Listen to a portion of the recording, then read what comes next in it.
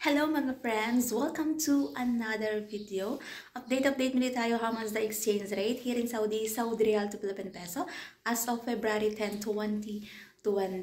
Ang bilis ng araw mga friends. And para sa mga kababayan natin dyan na nag-aabang kung magkano ang ating update exchange rate at nais magpadala ng pera sa Pilipinas, syempre mga friends, through STC pa rin po ito. Magkakaiba po ang palitan ng bawat bangko pero konti lang naman ang difference noon. At least magkakaroon kayo ng idea kung magkano ang ating update exchange rate ngayong araw ng Sabado, February 10, 2024.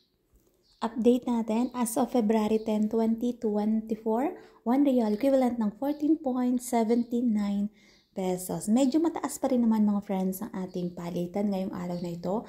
Para sa mga kababayan natin dyan na nais magpadala, yan po ang ating update exchange rate through STC to mga friends. And syempre, pag nagpapadala tayo ng pera sa Pilipinas, meron po tayong binabayaran na transfer fee at meron din po yung VAT. Ang lagi ko pa rin paalala para sa bawat isa sa atin, matuto tayong mag-ipon, magtipid at matutong mag-invest. Maging habit natin mga friends ang pag-iipon kasi batid natin na mahirap ang buhay sa ibang bansa. Pero syempre, nagtitiis at nagtsatsaga tayo. Kaya wag nating kalimutan na mag-save tayo para sa ating future. Para pag nais mo nang umuwi, ay hindi ka magdadalawang isip kasi alam mo sa sarili mo na meron kang naitatabing ipon.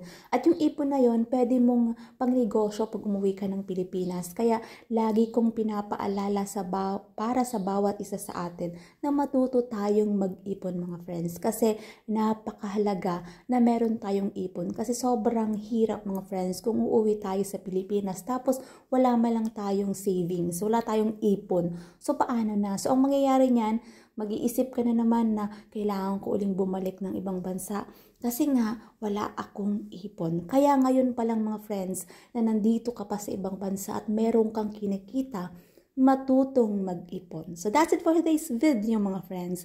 Thank you for watching and see you on my next update. God bless everyone. Much love.